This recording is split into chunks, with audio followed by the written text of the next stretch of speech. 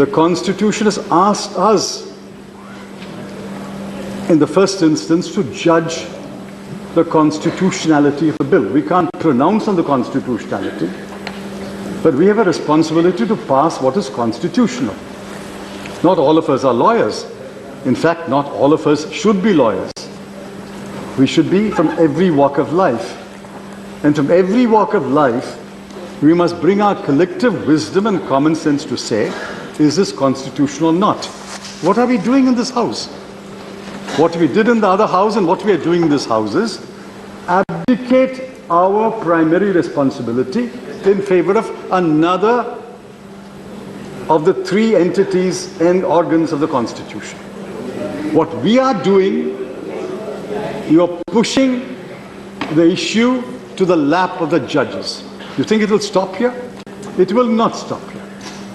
It will eventually go to the judges. And the judges are respectable people, but they are unelected judges. Unelected judges and unelected lawyers will ultimately decide whether what we do is constitutional or not. This is a slap on the face of Parliament. Parliamentarians are being asked to do something unconstitutional, and then the baby is passed on to the judiciary, and in the judiciary, lawyers and judges will decide what you have done is constitutional or not. Knowing this is unconstitutional, I'm afraid this government is ramming through this bill in order to advance its Hindutva agenda. This is a sad day. Thankfully, they're not amending the Constitution. They're only making a law. And I'm absolutely confident and absolutely clear in my mind this law will be struck down. Sir, I have a few questions.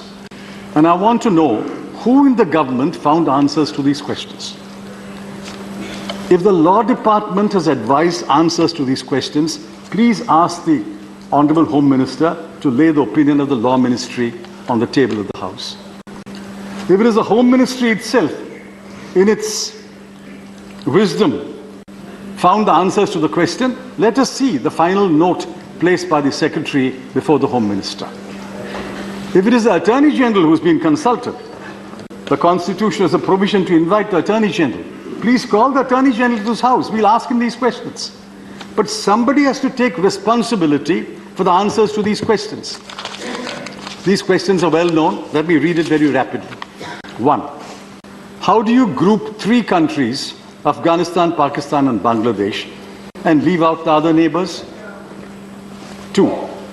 How do you identify only 6 religious groups, Hindu, Sikh, Buddhist, Jain, Parsi, Christian, and leave out others like Ahmadiyas, Hazaras, Rohingyas? 3. Abrahamic religions are 3. Christianity, Judaism, and Islam. Why have you included Christianity and left the other 2? 4. Why have you excluded Sri Lankan Hindus and Bhutanese Christians? Look at the exclusionary inclusion.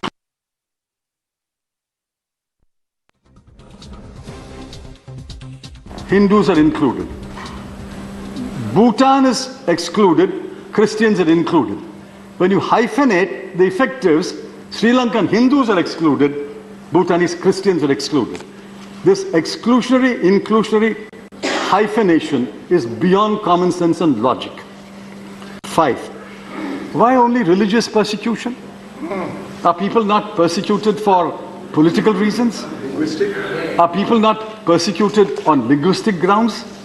Are people not persecuted by unleashing internal wars against them? Why only religious persecution? Why not every kind of persecution? 6. Does or does not Article 14 of the does not the bill violate the 3 fundamental elements of Article 14 of the Constitution? First, equality before law. Unequals cannot be treated as equals. 2, unreasonable classification or irrational classification. And then there's a third element which most people forget. Judge-made laws added a third element. Even if unequals are not treated as equal or equals are treated unequally, even if the classification is reasonable, it can be struck down on the ground it's arbitrary. Arbitrariness writ large on the face of this bill. Now I want to know who gave answers to these questions. Please let us have the answers. Why are parliamentarians being told, you will not give answers to these questions, go to the court and find answers? Let us have answers to the question. Let somebody take responsibility for the answers and say, yes, the Attorney General of India has answered these questions and said, these are our answers and therefore this bill is valid. I dare the government to lay the opinion of the law department. I dare the government to invite the Attorney General to this house to answer our questions. So what we are doing today is wrecking the Constitution from within. A small part of the Constitution is sought to be wrecked and demolished by this insidious bill. Fortunately, we have three organs of the state. The executive is complicit. The legislature is being invited to collaborate. Hopefully, the judiciary will strike it down and we will save India and the idea of India. Thank you. Sri KJ Alphonse, 5 minutes. So I strongly support this bill. So for thousands of years, India has given the most profound philosophy to the world which says, Vasudeva Kudumbakam. We found gave refuge to people from all over the world. குடியுரிமை சட்டத்திருத்த மசோதா விவகாரம் தொடர்பாக மாநிலங்களவையில் தற்போது காங்கிரஸ் மூத்த தலைவர் ப. சிதம்பரம் பேசி வருகிறார். அப்போது அவர் பல்வேறு கேள்விகளை முன்வைத்தார் அவையில். அது குறித்து பல்வேறு விவரங்கள் சொல்லப்பட்டன. மிக குறிப்பாக இந்த விவகாரம் நீதிமன்றம் செல்லும் என்றும் வழக்கறிஞர்களும் நீதிபதிகளுமே இது குறித்து முடிவு செய்வார்கள் என்றும் தெரிவித்திருக்கிறார். மதத்தின் பெயரால் துன்புறுத்தப்படுபவர்களுக்கு ஏன் இடம் தரப்படவில்லை என்ற கேள்வியோடு பல்வேறு கேள்விகளையும் அவர் முன்வைத்திருக்கிறார். இலங்கை, பூட்டான் போன்ற பகுதிகளில் இருக்கக்கூடிய மக்களும் ஏன் இந்த வரம்பிற்குள் கொண்டுவரப்படவில்லை என்ற கேள்வியையும் ப. சிதம்பரம் முன்வைத்திருக்கிறார்.